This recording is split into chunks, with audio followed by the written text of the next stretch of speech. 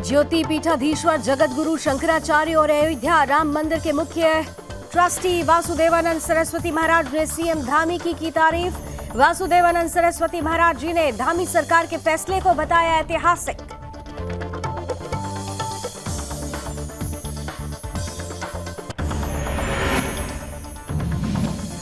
मसूरी में single use plastic को रोकने के लिए पहल। अधिशासी अधिकारी के नेतृत्व में चलाया गया चेकिंग अभियान। दुकानों से प्रतिबंधित सिंगल यूज प्लास्टिक किया बरामद। दुकानदारों पर की गई चालान की कार्रवाई।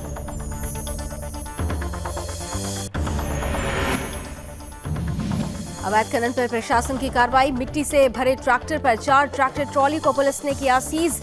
मामले में आगे की कार्रवाई जारी।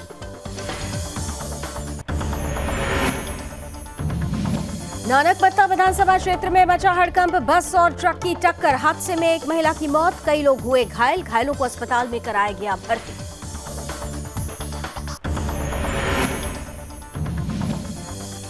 और उत्तराखंड विधानसभा सत्र का आगाज। 2 ऐतिहासिक विधेयक विधानसभा में हुआ पास। सीएम पुष्कर सिंह धामी ने अपना वायदा किया पूरा। महिलाओं की नौकरियों में आरक्षण बना कानून।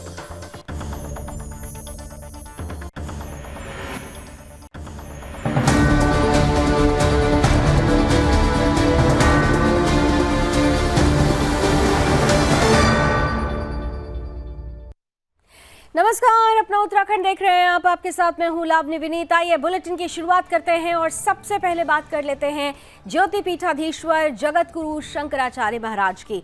दरअसल शंकराचार्य महाराज और अयोध्या के राम मंदिर के मुख्य ट्रस्टी स्वामी श्री वासुदेवानंद सरस्वती जी महाराज ने उत्तराखंड में धामी सरकार के फैसलों को ऐतिहासिक बताया है। स्वामी श्री वासुदेवानंद सरस्वती महाराज ने धामी सरकार के कार्यकाल में हुए कामों की काफी तारीफ की है।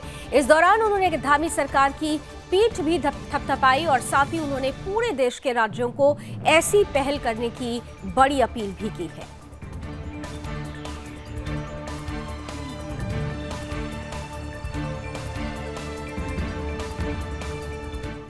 आइए आगे बढ़ते हैं। मसूरी की बात करेंगे अब। मसूरी में सिंगल यूज प्लास्टिक पूरी तरीके से प्रतिबंधित है, जिसे रोकने के लिए बुधवार को नगर पालिका परिषद मसूरी द्वारा अधिशासी अधिकारी राजवीर चौहान के नेतृत्व में चेकिंग अभियान चलाया गया, जिसके तहत कई दुकानदारों के पास से प्रतिबंधित सिंगल यूज प्लास्टिक बरामद की गई, जिसके बाद अधिशासी अधिकारी द्वारा चालान की कार्रवाई की गई। इस मौके पर दुकानदारों और अधिशासी अधिकारी राजवीर चौहान के बीच तीखी नोकझोंक भी हुई। दुकानदारों का कहना है कि नगर पालिका उनको बेवजह परेशान कर रही है, जबकि सिंगल यूज प्लास्टिक का कोई वैकल्पिक व्यवस्था पालिका द्वारा दिया ही नहीं गया है। मात्र दुकानदारों का चालान काटकर उनसे पैसे वसूले जा रहे हैं। उन्होंने कहा कि मसूरी पर्यटन नगरी है और ऐसे में सिंगल यूज प्लास्टिक का इस्तेमाल नहीं होना चाहिए, लेकिन पालिका द्वारा आज तक उनको सिंगल यूज प्लास्टिक का कोई वैकल्पिक इसके आगे कोई वैकल्पिक व्यवस्था नहीं की गई है। मसूरी नगर पालिका द्वारा मसूरी घंटाघर से लेकर शहीद स्थल तक चेकिंग अभियान चलाया गया। इस दौरान कई दुकानदारों के यहां सिंगल यूज प्लास्टिक जब्त करके चालान की कार्रवाई की गई। इस अभियान में टीम ने करीब 20 दुकानों से 3 किलोग्राम से अधिक सिंगल प्लास्टिक के रूप में गिलास, थैले और अन्य उत्पादक पकड़े हैं। वहीं प्रशासन की कार्रवाई से दुकानदारों में खलबली मची हुई है।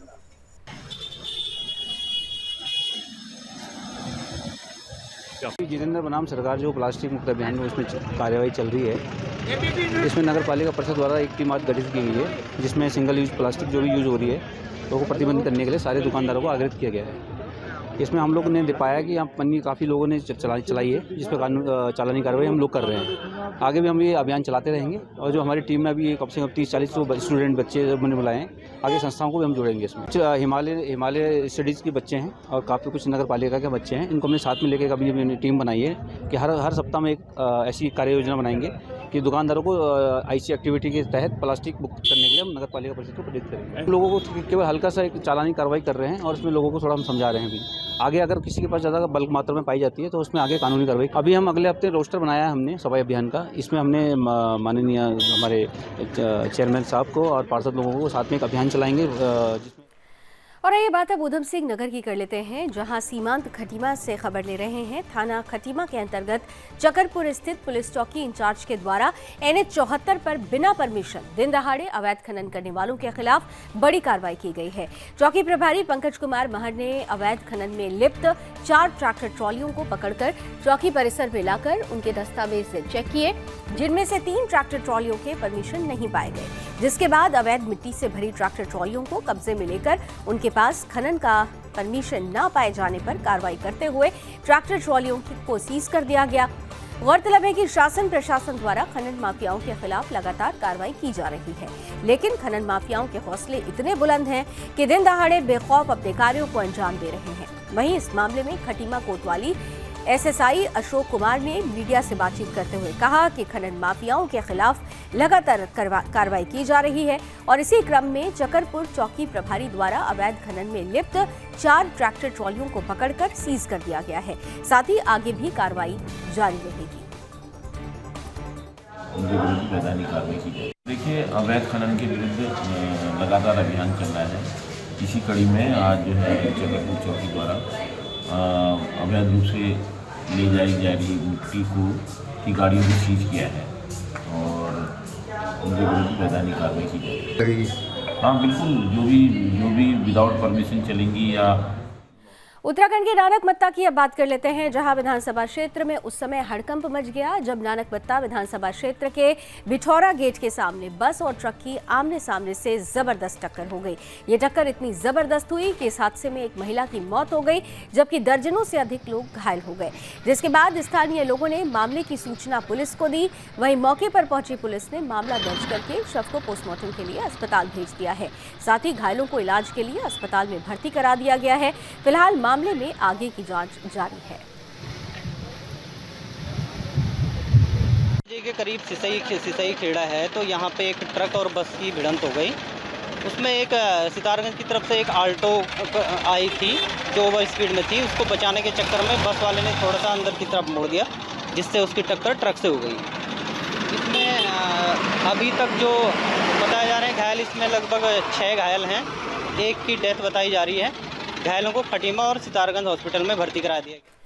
उत्तराखंड विधानसभा सत्र के दूसरे दिन महिला क्षैतिज आरक्षण और धर्मांतरण विरोधी विधेयक सदन में पास किए गए। अब ये दोनों ही कानून बन गए हैं और अब जल्द ही इन्हें लागू करने के लिए अधिसूचना भी जारी कर दी जाएगी। दरअसल सदन में 6 नए विधेयक रखे गए थे। उत्तराखंड के CM पुष्कर सिंह धामी ने जो भी वायदे किए उनको पूरा किया। देखिए ये विशेष रिपोर्ट।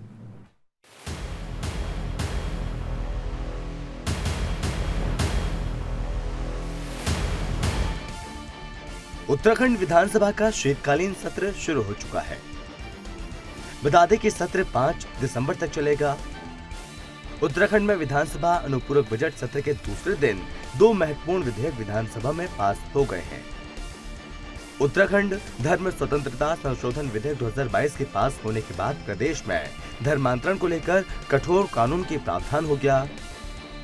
इसके अलावा उत्तराखंड लोक सेवा महिलाओं के लिए क्षैतिज आरक्षण विधेयक 2022 से प्रदेश में महिलाओं को 30% क्षैतिज आरक्षण की व्यवस्था एक बार फिर से लागू हो जाएगी। वहीं मुख्यमंत्री पुष्कर सिंह धामी सरकार की ये अपने आप में बड़ी उपलब्धि है। कुछ दिन पहले राज्य सरकार ने इन दोनों विधेयकों को कैबिनेट से मंजूरी दी थी। वहीं विधानसभा में इन विधेयकों के पास होने से प्रदेश में इसे लागू करने की जल्द अधिसूचना जारी हो जाएगी। उत्तराखंड के CM पुष्कर सिंह धामी ने कहा कि उत्तराखंड देवभूमि है। यहाँ पर धर्मांतरण जैसी चीजें हमारे लिए बहुत घातक हैं। इसलिए सरकार ने ये निर्णय लिया था कि प्रदेश में धर्मांतरण पर रोक के लिए कठोर से कठोर कानून बने। और साथ ही CM धामी ने कहा कि राज्य सरकार का प्रयास है कि इस कानून को पूरी दृढ़ता से प्रदेश में लागू किया जाएगा। हमने बहुत पहले से, चूंकि धर्मांतरण आज हमारे यहाँ पर एक घुन की तरह लग गया है और बहुत सारे ऐसे क्षेत्र हैं जहाँ पता ही नहीं लगता है कि किस प्रकार से तमाम प्रकार के हथकंडे अपनाकर धर्मांतरण करवाया जाता है, मतांतरण करवाया जाता है। ये हमारे लिए बहुत ही घातक है। इसलिए हमने निर्णय लिया था, हमारी मंत्रिमंडल की बैठक में हमने तय किया था कि हम इस बार इसके लिए एक सख्त कानून बनाएंगे और इसमें एक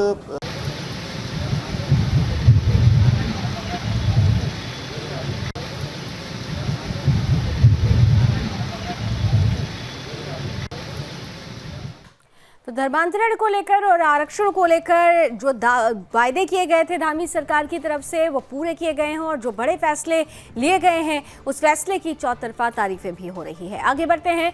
शिक्षा प्रणाली में डिजिटल माध्यम से छात्र छात्राओं को अच्छी शिक्षा दी जा रही है और इसी कड़ी में हरिद्वार पुलिस लाइन में स्थापित पुलिस मॉडर्न स्कूल में हरिद्वार के एसएसपी अजय सिंह की पहल पर बच्चों के भविष्य को देखते हुए स्मार्ट क्लास का शुभारंभ किया गया। इस क्लास में बच्चे डिजिटल माध्यम से पढ़ाई कर सकेंगे। एसएसपी हरिद्वार ने स्कूल में छात्र छात्राओं के साथ बैठक कर स्मार्ट क्लासेस के संबंध में बच्चों को जानकारी दी और इस दौरान स्कूल को स्मार्ट क्लासेस के लिए smart panel touch screen project और फर्नीचर भी दिए गए। इसका उद्घाटन करने से पहले एसएसपी अजय सिंह का कहना है कि पुलिस मॉडर्न स्कूल में पहले स्मार्ट लैब बनाई गई थी। स्कूल में स्मार्ट क्लास भी अब से शुरू हो रही है। इसके माध्यम से बच्चों को काफी कुछ सीखने को मिलेगा।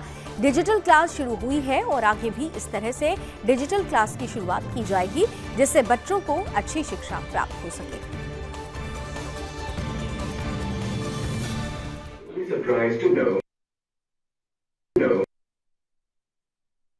स्मार्ट लैब बनाई गई थी वी-गार्ड कंपनी के सहयोग से CSR फंड से और आज जो है क्लास 10 के लिए जो हमारा शुरू हुआ है ये स्मार्ट क्लास का।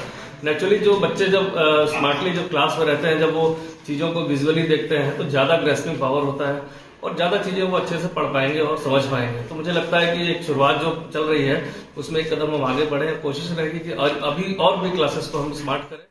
इधर उत्तराखंड सरकार ने शीतकालीन सत्र में महिला आरक्षण पर अध्यादेश लाकर ये साबित कर दिया है कि सरकार महिला आरक्षण को लेकर गंभीर है। जल्द ही महिला आरक्षण को लेकर कानूनी प्रक्रिया पूरी कर दी जाएगी। महिला आरक्षण को लेकर आगे बढ़कर काम करने वाली धामी सरकार का आभार व्यक्त करते हुए उत्तराखंड भाजपा महिला मोर्चा की महिलाओं ने प्रदेश कार्यालय पर अपनी खुशी व्यक्त की। साथ ही महिला मोर्चा की महिलाओं ने मुख्यमंत्री पुष्कर सिंह धामी को महिला आरक्षण पर अध्यादेश लाने के लिए शुभकामनाएं दी।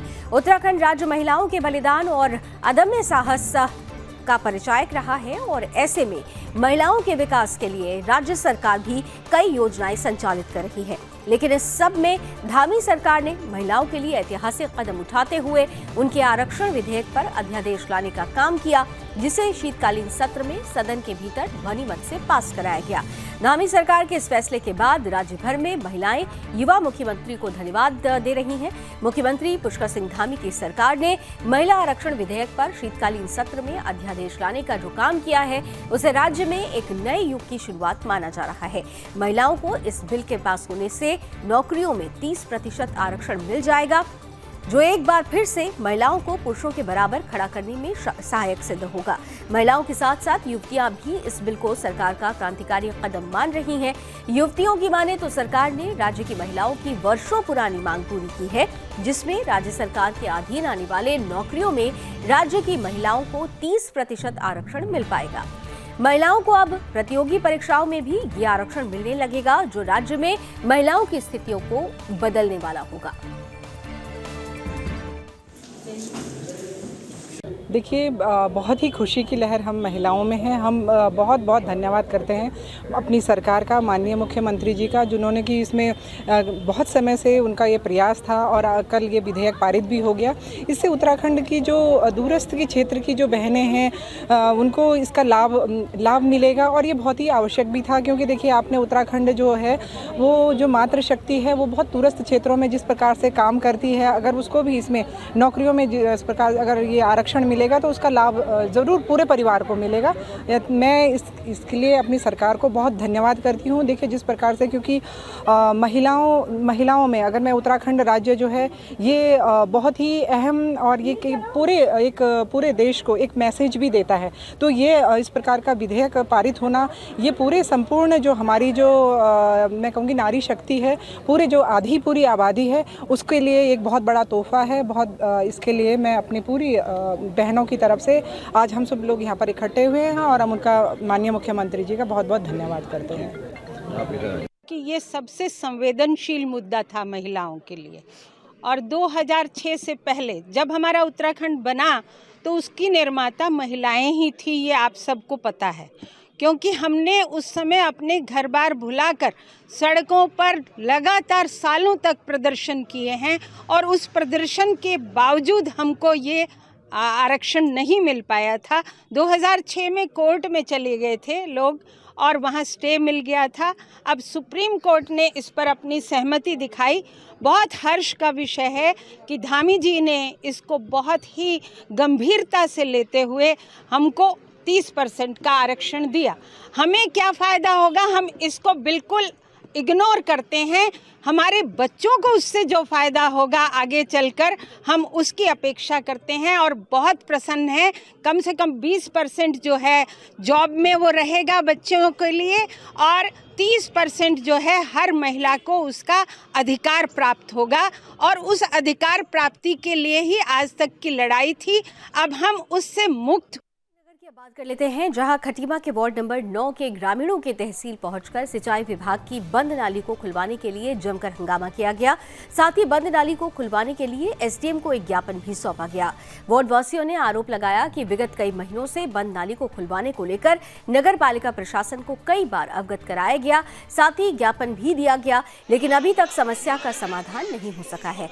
वार्ड वासियों ने कहा कि कुछ लोगों द्वारा नाली बंद कर देने से जल भराव की स्थिति हो गई है, सड़क पर कीचड़ हो गया है, बच्चों को स्कूल जाने और मरीजों को अस्पताल ले जाने में काफी दिक्कतों का सामना करना पड़ रहा है। वहीं आक्रोशित वार्डवासियों ने विरोध प्रदर्शन करते हुए बंद नाली को तुरंत खुलवाने की मांग भी उठाई।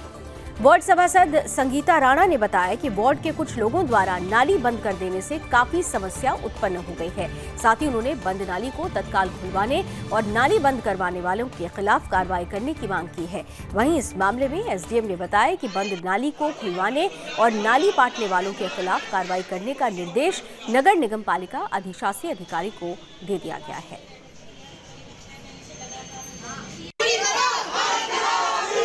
और मेन मुद्दा नाली की समस्या है, क्योंकि नाली ब्लॉक थी, बंद थी, नगर पालिका द्वारा खुलवाया गया था, तो कई लोग नाली को पाट चुके हैं। अभी एसडीएम सर को फिर से विज्ञापन दिए, क्योंकि 6 महीना लगातार घूम रहे हैं, एसडीएम सर के चक्कर काट रहे हैं। उन्होंने काफ़ी समय से मतलब कोई कार्रवाई नहीं की। आज कहने ये साहब कि मैडम जय साहब को वो भेज रखा, एस्टीमेट बन गया है, 15 दिन का समय मांग रखे हैं। जो नाली ब्लॉक हो चुकी है उसे खुलाने के लिए तत्काल में बोल रखी हैं और जो भी इस नाली को बंद करते तुरंत कार्रवाई होगी। तो हम फिर से धरने में बैठेंगे। सड़क में पानी जल भराव की स्थिति पैदा हो रही है, इसलिए यहाँ के जो लोग हैं, वार्ड के लोग हैं, मेरे पास आए थे कि वहाँ पर जो नाली है, जो सिंचाई विभाग की नाली चल रही है और भी सिंचाई विभाग के उपयोग में नहीं है, लिहाजा उसको खोल दिया जाए। लेकिन कितने लोगों द्वारा उसमें नाली को मतलब पाट दिया जा रहा है, जिससे पानी की निकासी नहीं हो रही है। तो हम ईओ साहब मेरे पास आए हुए हैं, तो उनको हमने बता दिया है कि इस नाली को आप जब तक इनका टेंडर नहीं होता है, फिलहाल इसको अस्थायी व्यवस्था के तहत इसको खोल। इधर सीमांत जनपद उत्तरकाशी में ठंड ने दस्तक दे दी है। कड़ाके की ठंड और शीतलहर से राहत दिलाने के लिए जिलाधिकारी अभिषेक रुहेला ने असहाय लोगों और राहगीरों को गर्म कंबल वितरित किए। बुधवार देर रात जिलाधिकारी ने केदार घाटी, विश्वनाथ मंदिर, रामलीला मैदान, तिलोथ स्थानों में रह रहे राहगीरों को ठंड से बचने के लिए गर्म कंबल बांटे और साथ ही डीएम ने उनका हालचाल भी जाना। साथ ही रामलीला मैदान के पास असहाय लोगों को जिलाधिकारी ने तत्काल नगर पालिका परिषद के वाहन से रैन बसेरा शिफ्ट कराया। साथ ही अधिशासी अधिकारी नगर पालिका को निर्देशित किया गया कि जिले में धीरे धीरे बढ़ रही कड़ाके की ठंड को देखते हुए रैन बसेरे में आवश्यक व्यवस्था यथा समय सुनिश्चित की जाए। इस दौरान जिला आपदा प्रबंधन अधिकारी, अधिशासी अधिकारी, नगर पालिका सहित अन्य अधिकारी मौजूद रहे। तो उत्तरकाशी में जैसे जैसे ठंड बढ़ रही है, जो राहगीर हैं, जो असहाय लोग हैं, उनके लिए जिलाधिकारी ने पहल करते हुए बुधवार देर रात उन्हें कंबल बांटे और इसके साथ साथ रैन बसेरा में समुचित व्यवस्था हो, इसके लिए अधिकारियों को यह आदेश भी दिया कि समय के अनुसार व्यवस्थाएं पूर्ण कर ली जाए। जो असहाय लोग थे उनके बीच में जब जिलाधिकारी पहुंचे तो उन्होंने उनका हालचाल भी जाना और कंबल भी वितरित किया। अपने बीच में जिलाधिकारी को मौजूद देखकर जो लोग थे वो काफी खुश नजर आ रहे थे।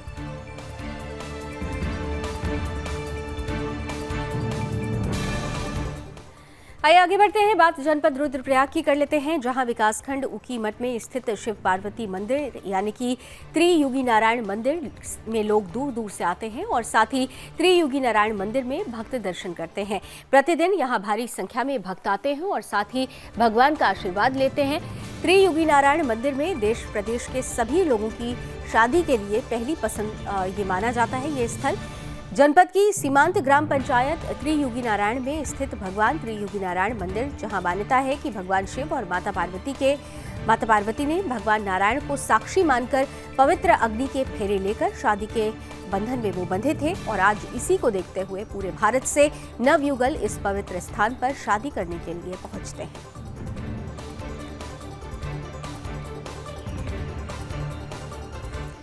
और आइए अब बात उत्तरकाशी की कर लेते हैं, जहां केलसू घाटी की मोटर मार्ग की स्थिति खस्ता हाल हो चुकी है। दरअसल केलसू घाटी की मोटर मार्ग जगह जगह टूटी हुई है और साथ ही सड़क के बीच में कई गड्ढे बने हैं, जिससे कि लोगों को आने जाने में काफी परेशानियों का सामना करना पड़ता है। दरअसल 2012 से 2013 में आई आपदा में ये सड़क काफी खस्ता हाल हो गई थी। सड़क को ठीक करवाने के लिए ग्रामीणों ने सरकार से मांग की, लेकिन अभी तक सरकार और प्रशासन का ध्यान इस ओर नहीं गया है। ऐसे में इस सड़क पर कभी भी कोई बड़ा हादसा हो सकता है। ग्रामीण निरंतर इसे लेकर सरकार और प्रशासन से गुहार लगा रहे हैं, लेकिन अभी तक कोई कार्रवाई सामने नहीं आई है।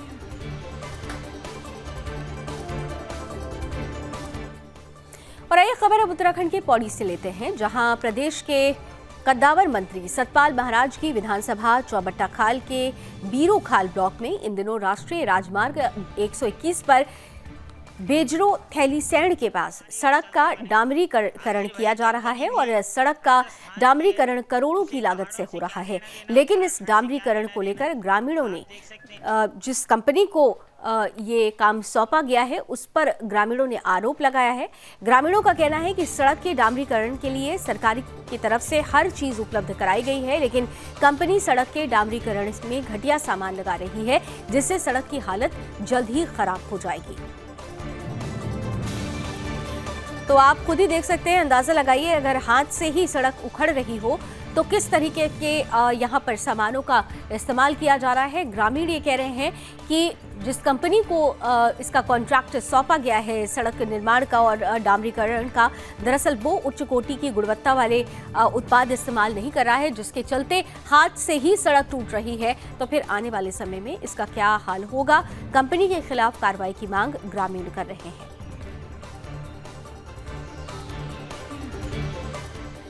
उत्तराखंड के चमोली की बात कर लेते हैं, जहां तहसील मुख्यालय स्थित तमाम विभागों में अधिकारियों की नियुक्ति नहीं किए जाने का मामला तूल पकड़ता जा रहा है। इसी कड़ी में गुरुवार को मांग पत्र लेकर ग्रामीण तहसील कार्यालय पहुंचे, जहां कार्यालय में किसी भी अधिकारी के उपस्थित नहीं होने पर मांग पत्र एसडीएम कार्यालय के दरवाजे पर चस्पा कर दी गई। इस दौरान ग्रामीणों ने ये मांग की है।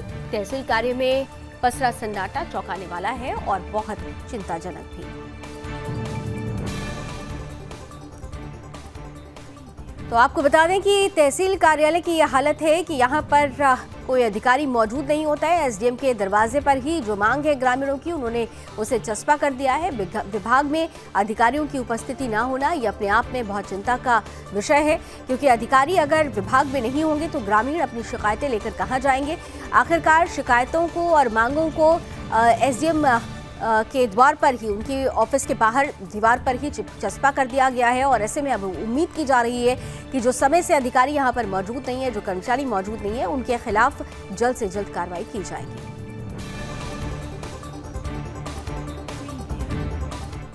उत्तराखंड सरकार द्वारा राम बारात की लीला का अभिनय करने के लिए नेपाल के जनकपुर गई रामनगर के कलाकारों की टीम का रामनगर में आगमन पर जोरदार स्वागत किया गया। अभिनय करने के लिए रामनगर के ग्राम कानिया से एक टीम 5 दिन पहले नेपाल के जनकपुर इलाके के लिए रवाना हुई थी, जहां रामनगर के कलाकारों ने नेपाल के रंगमंच पर अपने उत्तराखंड की संस्कृति को बिखेरते हुए नेपाल की जनता को मंत्रमुग्ध कर दिया। 2 दिन के इस अभिनय में नेपाल की जनता ने रामनगर के कलाकारों की जमकर प्रशंसा की। वहीं कलाकारों ने प्रदेश के मुख्यमंत्री पुष्कर सिंह धामी, पर्यटन और संस्कृति मंत्री सतपाल महाराज का भी आभार व्यक्त किया। जी, पहले तो मैं पहले सर्वप्रथम धन्यवाद देना चाहूँगा हमारे यहाँ के उत्तराखंड के मुख्यमंत्री जी और जो हमारे यहाँ के सांस्कृतिक मंत्री है माननीय सतपाल जी महाराज जी के, आदेश अनुसार हम लोग जो है पहली बार उत्तराखंड को हम लोग जो है अदर किसी कंट्री में हम लोग रिप्रेजेंट करने गए थे श्री राम विवाह को लेकर।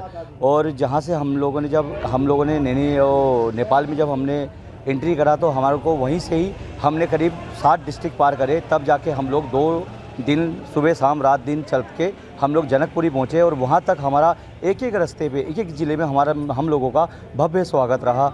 और हमने जब वहाँ मंचन करा तो आपको मैं विश्वास दिलाता हूँ कि वहाँ पर लगभग 5 से 8 लाख लोगों की करीबन जनसंख्या रही। और जब हमारा मंच जब पूरा संपूर्ण हुआ उसके बाद हम लोग लीला करके हम लोग जब अपने धर्मशाला की ओर को जा रहे थे तो लगभग 2 से 2.5 लाख लोगों ने हमारा फिर दोबारा से जो है स्वागत करा, अभिनंदन करा वहाँ की सरकार दी। और मैं धन्यवाद देना चाहूँगा माननीय सतपाल जी महाराज जी का, जिन्होंने हम पे ये आशीर्वाद बनाया हमारे को रामनगर कान्या समिति को जो है वहाँ रामलीला मंचन भारत और से। और आइए बात अब उत्तराखंड के देहरादून की कर लेते हैं, जहां पुलिस को बड़ी सफलता हाथ लगी है। दरअसल बीते दिन एक रिक्शा चालक की हत्या का सुपारी देने वाला आरोपी गिरफ्तार कर लिया गया है। क्षेत्र में बीते दिन एक रिक्शा चालक अपने घर से लापता हो गया था। वहीं ग्रामीणों ने रिक्शा चालक की काफी खोजबीन की, लेकिन रिक्शा चालक नहीं मिला। वहीं बुधवार दोपहर को रिक्शा चालक का शव गुच्चू पानी में झाड़ियों के पास पड़ा मिला। इसके सिर पर पत्थर से वार किया गया था, जिसके बाद पुलिस ने मामले को दर्ज कर जांच शुरू की। वहीं मामले की जांच के दौरान पुलिस ने रिक्शा चालक के सुपारी देने वाले आरोपी को गिरफ्तार कर लिया है। तो फिलहाल पुलिस ने मामला दर्ज करके आरोपी को जेल भेज दिया है और आरोपी से पूछताछ जारी है। तो पुलिस को बड़ी सफलता हाथ लगी है। देहरादून में एक रिक्शा चालक की हत्या कर दी गई थी और हत्या किसने की थी इसे लेकर पुलिस लगातार निरीक्षण कर रही थी। जांच के दौरान ही उस आरोपी को गिरफ्तार कर लिया गया है और उससे अब पूछताछ की जा रही है कि आखिर किसके कहने पर उसने रिक्शा चालक की हत्या की है और वजह क्या रही कि रिक्शा चालक की हत्या की गई।